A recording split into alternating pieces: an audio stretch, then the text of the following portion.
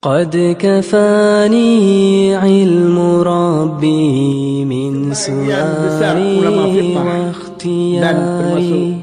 Imam Abu Hanifah, iman adalah bil lisan iqrar, baca.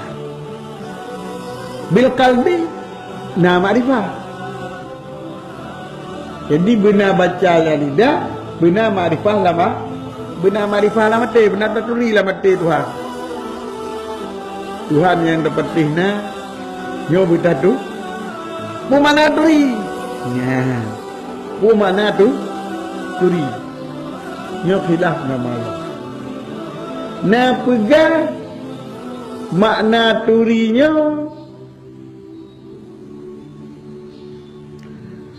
bertaturi dengan dalil.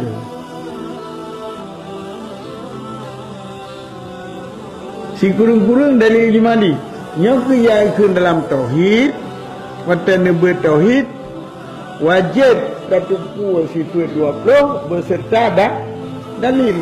Menyohana dalil, kita han terlepas daripada kufur. Nyo tatuah mentang sifat 20 hana tuh dalil han terlepas. Nyo kena sadar di pendapatnya. Yang pegah makna makrifah kanyan, taturi Allah benar dalil. Bagaimana pegah na Allah, bagaimana pegah asa Allah, bagaimana pegah ridam Allah, bagaimana pegah baka Allah. Nyo benar dah. Nyo adalah sebahagian kecil ulama. Sebahagian kecil ulama. Yang namun jumhur ulama maksud makrifah turi Allah, turi walau dengan i'tikad yang jazim tanpa dalil.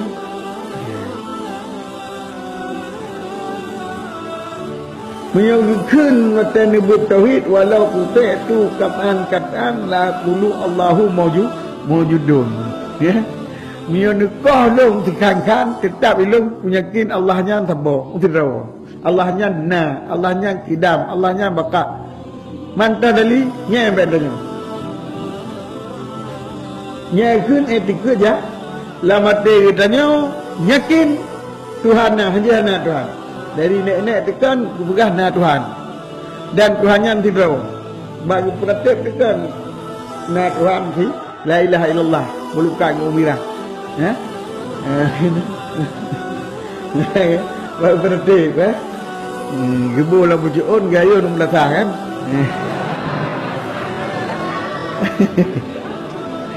Ni kalau berperhati pun banyak kalau mungkin tak pernah apa baru dengar yang tapi berperhati. You know apa yang nak berperhati bagi nyali ke lagu no. Kalau lagu dah ada lagu cari ni aja untuk berperhati ni. Maka hendak purno hendak kita nom tauhid, hendak kita nom tauhid lama te sejak banyak dalam ayun. Ni orangnya menunggu kan sejak dalam ayun. Sejak dalam ayun kita nom tauhid nak. Jadi yang kecil na iman taklid barunya. Dah hana gitu orang tadi ya kan tak kepercayaan now. Nyo jumhur ulama kamu ada ya ku marifah. Jumhur ulama kebanyakan ulama urnya kaikeun na iman bil lisan dan na iman bil qalb atai kajadam kuna walaupun na gitu orang tadi. Yang kecil waktu puas lang kitab tauhid lagi tanya. Murna tauhid bersampurna. Bagi orang sampurna boleh terdoa dalil na Tuhan kepuah supaya iman kita nya baik mukhalaf pompe tentang khilaf